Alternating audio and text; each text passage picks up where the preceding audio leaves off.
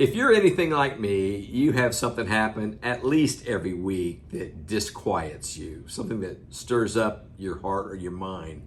That's why I love the reality of God's peace that can work in our lives.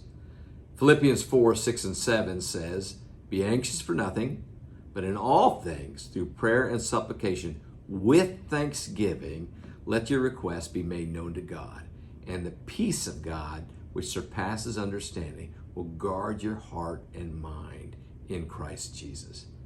A friend of mine pointed out some years ago that every time I recited that verse, I was leaving out the part about with thanksgiving.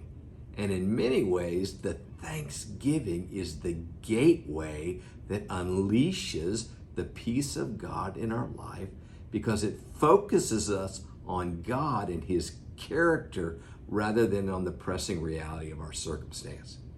Here's an example of how it worked in my life. I was facing a really difficult situation where I had an interaction, a tough interaction with another person. And so I decided I was going to name 10 things that I was thankful for. So I was sitting like this, and I began to count out those 10 things I was thankful for. Not like the sky is blue, but things that are true of God.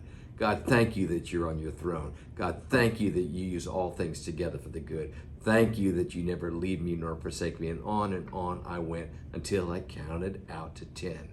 And then I realized, I looked down and saw, look at that. My palms are up. My hands are open in a posture of worship. It's like I was inviting God and the reality of who He is to invade my life and what I was facing. And the peace of God flowed in and calmed me and quieted me.